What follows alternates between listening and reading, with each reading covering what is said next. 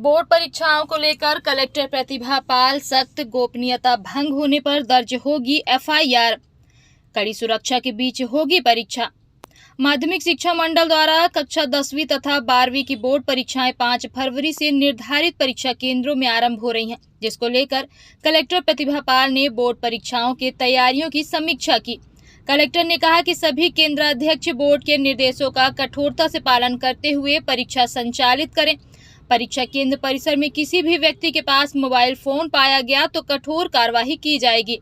केंद्राध्यक्ष भी mobile phone लेकर परीक्षा केंद्र में प्रवेश न करें। प्रश्न पत्रों की गोपनीयता बनाए रखने के लिए कई कठोर उपाय किए गए हैं। प्रश्न पत्र के थाने से परीक्षा कक्षा तक लेकर आने के प्रोटोकॉल का कठोरता से पालन करें। बोर्ड परीक्षाओं में गोपनीयता भंग होने पर एफआईआर दर्ज करके कार्यवाही की जाएगी। प्रश्न पत्र परीक्षा कक्ष के अंदर पर्यवेक्षक द्वारा परीक्षार्थियों के सामने खोला जाएगा। प्रश्न पत्र ABCD की सीरीज में होंगे। इन्हें वितरण की तालिका निर्देशों में दी गई है। प्रत्येक कक्ष में तालिका प्रदर्शित कर दें, उसी के अनुसार प्रश्न पत्रों का वितरण कराएं। निर्धारित क्रम के अनुसार प्रश्न पत्र का वितरण न होने पर भी कार्यवाही की जाएगी। परीक्षा केंद्रों में पर्याप्त पुलिस बल तैनात किया जाएगा। किसी भी परीक्षा केंद्र से सामूहिक नकल अथवा अन्य गंभीर शिकायत मिलने पर एफआईआर दर्ज कर कार्यवाही की जाएगी। आइए सुनते हैं रीवा कलेक्टर प्रतिभा पाल ने क्या जानकारी दी। अपने यहाँ बोर्ड परीक्षाएं 2023-24 के लिए जो तैयारी की गई है, जो शैक्षणिक सत्र है उसके लिए जो दिशा निर्देश आए हुए हैं उसमें सहायक केंद्राध्यक्ष और केंद्राध्यक्ष की नियुक्ति कर दी गई है। साथ ही कलेक्टर प्रतिनिधि बनाए गए हैं जो कि एक थर्ड पार्टी की तरह ऑब्जर्व करेंगे पूरी प्रक्रिया को। तो प्रक्रिया ये रहेगी, जो भी प्रश्न पत्र आएंगे वो प्रश्न पत्र अपने यहाँ एक समन्वय केंद्र पर आकर के फिर थानावार उनको रखा जाएगा और केंद्राध्यक्ष और सहायक केंद्राध्यक्ष को ये जवाबदारियाँ दी गई हैं कि जो केंद्रों पर व्यवस्थाएं हैं वो किस प्रकार की रहेंगी। तो उनमें 2-3 चीज़ें जो सबसे ज़्यादा फोकस करने वाली हैं कि नंबर 1 की जितने भी हमारे प्रश्न पत्र हैं उनकी गोपनीयता को बनाए रखना सबसे पहली प्राथमिकता होगी और इसी के लिए मोबाइल फ़ोन्स पूर्णतः प्रतिबंधित रहेंगे किसी भी एग्ज़ाम सेंटर के कैंपस में ले जाने के लिए। दूसरा इम्पॉर्टेंट पॉइंट है कि किसी भी प्रकार के व्यक्ति, चाहे वो कोई स्टाफ हो, केंद्राध्यक्ष स्वयं हो, सहायक केंद्राध्यक्ष हों या ड्यूटी में लगे हुए जो कक्ष के पर्यवेक्षक रहते हैं, उनमें से भी किसी को भी मोबाइल अलाउ नहीं रहेंगे।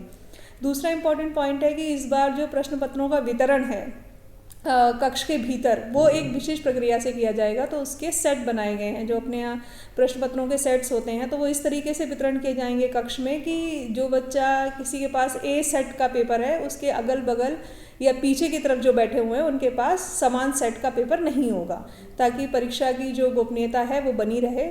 साथ ही केंद्रों पर जो सामान्य व्यवस्थाएं रहती हैं, जिसमें बच्चों के लिए पानी पीने की व्यवस्था, इस तरीके से उनकी क्यू लगवाई जाए ताकि कम समय उनका लगे। जो केंद्र की व्यवस्थाएं रहती हैं जिसमें किसी भी अनाधिकृत व्यक्ति का प्रवेश ना हो, इस तरीके की ताकीद सभी केंद्राध्यक्षों को की गई है।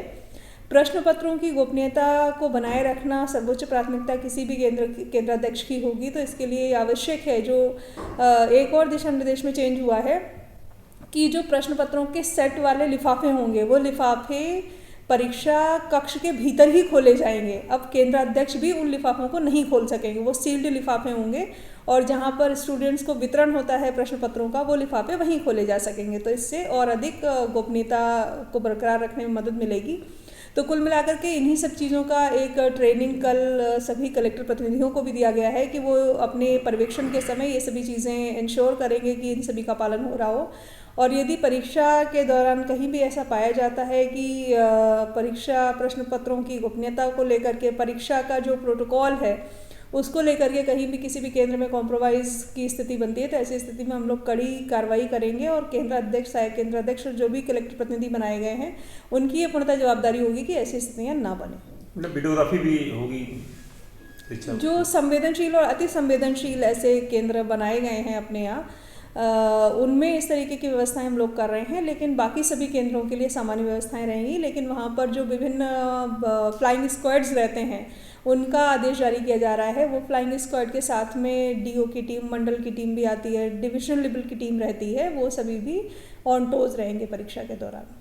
किस तरह की कार्रवाइयाँ की जा सकती है? पिछले कुछ वर्षों में ये देखने में आया है कि कहीं यदि परीक्षा प्रश्न पत्र कहीं फ़ोन के माध्यम से कहीं जाते हैं तो ऐसे केसेस में बहुत गंभीर कार्रवाइयाँ, बहुत ही कड़ी कार्रवाइयाँ विभाग द्वारा की गई हैं। तो इसमें न सिर्फ विभागीय कार्रवाइयाँ हैं बल्कि आपराधिक प्रकरण भी दर्ज करा करके कार्रवाइयाँ की जाएंगी।